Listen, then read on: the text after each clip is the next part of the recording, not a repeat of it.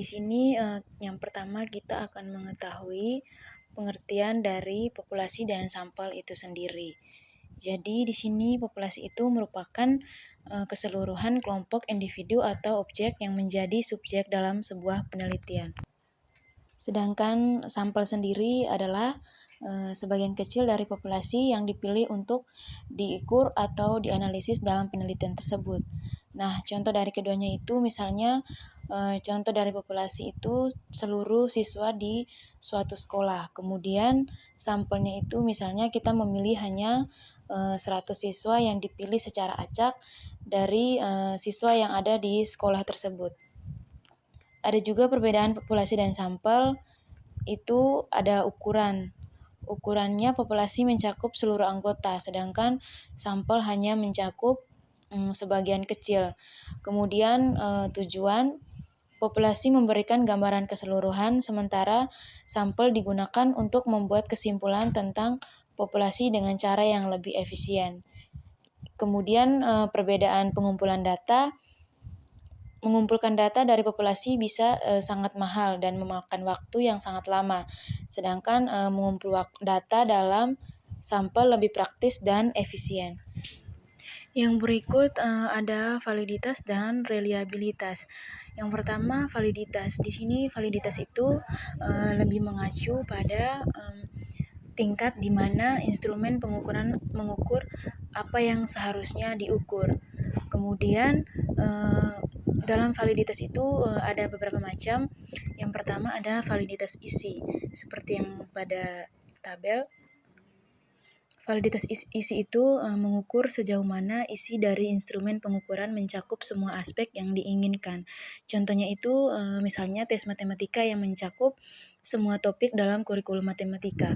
Yang kedua ada validitas konstruksi, di mana mengukur sejauh mana instrumen pengukuran benar-benar mengukur konstruk teoritis yang dimaksudkan. Contohnya itu seperti kuesioner yang dirancang untuk mengukur kecemasan harus benar-benar mengukur kecemasan, bukan mengukur konsep lain seperti stres. Yang ketiga ada validitas kriteria, di mana validitas kriteria itu salah satu jenis validitas dalam penelitian yang mengukur sejauh mana hasil suatu instrumen pengukuran sesuai dengan kriteria eksternal tertentu yang diinginkan atau diharapkan. Validitas ini membantu menentukan apakah tes atau instrumen benar-benar mengukur apa yang seharusnya diukur dengan membandingkan hasilnya dengan kriteria eksternal yang relevan.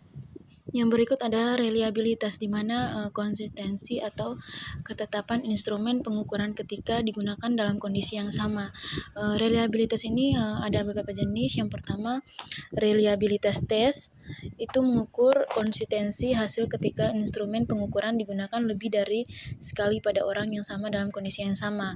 Contohnya itu misalnya tes kepribadian yang memberikan hasil yang sama ketika diulang setelah beberapa minggu. Kemudian ada reliabilitas inter, yaitu mengukur tingkat kesepakatan antara beberapa individu atau penilai yang menggunakan instrumen atau pengukuran yang sama. Dan yang ketiga ada reliabilitas internal, di mana mengukur konsistensi antara item-item dalam suatu instrumen pengukuran. Contohnya itu kuesioner dengan beberapa item yang mengukur satu konstruk dan semua item memberikan hasil yang konsisten.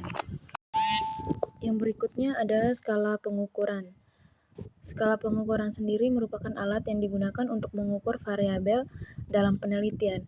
Di sini ada beberapa jenis skala pengukuran. Yang pertama ada skala nominal, di mana skala ini digunakan untuk mengklasifikasikan data ke dalam kategori yang berbeda tanpa urutan tertentu. Misalnya jenis kelamin seseorang seperti laki-laki atau perempuan, dan juga warna mata, biru, hijau, ataupun coklat. Kemudian ada skala ordinal, di mana skala ini mengklasifikasikan data ke dalam kategori yang dapat diurutkan atau diberi peringkat, tetapi perbedaan antara kategori tidak diketahui.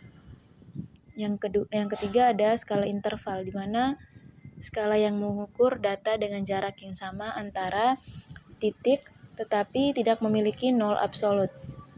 Dan yang terakhir ada skala rasio, di mana skala ini mengukur data dengan jarak yang sama antara titik dan juga memiliki nol absolut. Contohnya misalkan berat badan, tinggi badan, dan jumlah penjualan dalam suatu pasar. Yang berikut adalah instrumen penelitian, di mana instrumen sendiri merupakan alat yang digunakan untuk mengumpulkan data. Ada beberapa jenis instrumen yang digunakan dalam penelitian. Yang pertama ada kuesioner, di mana alat yang berisi serangkaian pertanyaan tertulis yang diberikan kepada responden untuk dijawab. Kemudian ada wawancara. Wawancara itu melakukan interaksi langsung antara peneliti dan responden untuk mendapatkan informasi lebih mendalam. Wawancara ini dapat dilakukan secara terstruktur, tergantung pada tingkat fleksibilitas yang diinginkan. Kemudian yang ketiga ada observasi, di mana pengamatan langsung terhadap fenomena yang sedang diteliti. Di sini peneliti mencatat apa yang terjadi dalam situasi atau lingkungan tertentu. Kemudian observasi bisa bersifat partisipatif atau non-partisipatif, tergantung pada peran peneliti dalam konteks penelitian. Yang keempat ada tes, di mana tes adalah instrumen yang digunakan untuk mengukur kemampuan, pengetahuan, sikap, atau karakteristik lainnya dari subjek penelitian. Tes ini bisa berbentuk dalam tes tertulis, tes keterampilan, atau tes lainnya yang relevan dengan topik penelitian yang dipilih. Dan yang terakhir ada dokumentasi, di mana dokumentasi ini melibatkan penggunaan data atau informasi yang sudah ada dalam bentuk dokumen atau catatan, kemudian arsip atau rekaman lainnya yang relevan dengan topik penelitian. Dokumentasi ini sering digunakan untuk peneliti yang memerlukan data historis atau sumber-sumber tertulis lainnya. Masing-masing instrumen ini dapat digunakan sesuai dengan jenis penelitian yang diambil, baik itu penelitian kuantitatif maupun kualitatif. Pemilihan instrumen yang tepat akan sangat mempengaruhi kualitas dan keakuratan data yang diperoleh dalam penelitian. Yang berikut ada analisis data penelitian dalam penelitian kuantitatif. Analisis data itu merupakan berbagai teknik yang digunakan untuk menjawab pertanyaan peneliti atau menguji hipotesis.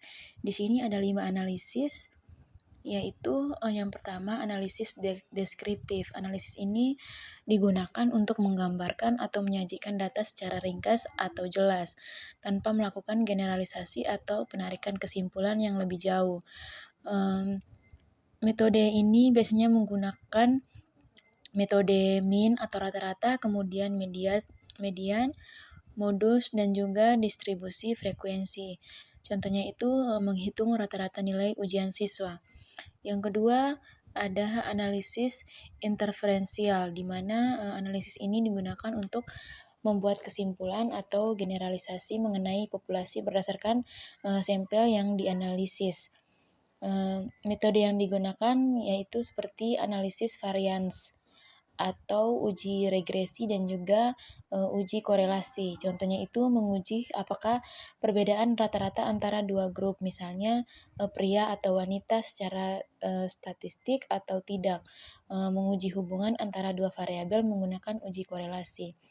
Kemudian ada analisis eksploratif, di mana bertujuan untuk mengeksplorasi data secara lebih mendalam tanpa memiliki hipotesis yang pasti sebelumnya. Contohnya mencari pola atau grup yang muncul dalam data yang belum diketahui sebelumnya, seperti mengidentifikasi pola dalam data penanggung jawab situs web. Yang keempat ada regresi dan korelasi, di mana regresi itu digunakan untuk memodelkan hubungan antara satu variabel dependen dan satu atau lebih variabel independen. Contohnya menggunakan regresi linear untuk memprediksi pengeluaran rumah tangga berdasarkan tingkat pendapatan. Kemudian korelasi digunakan untuk mengukur beberapa kuat hubungan linear tersebut antara dua variabel. Contohnya itu mengukur korelasi antara lama belajar dan nilai ujian siswa.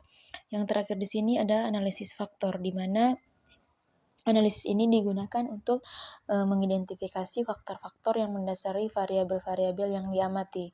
Ini digunakan ketika banyak variabel yang diukur dan variabel tersebut ke dalam faktor-faktor yang lebih sedikit dan lebih mudah diinterpretasikan.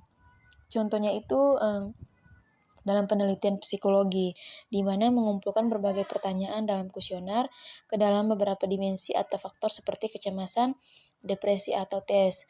Metode yang digunakan dalam analisis faktor itu misalnya analisis faktor eksploratory dan juga analisis faktor konfirmatori.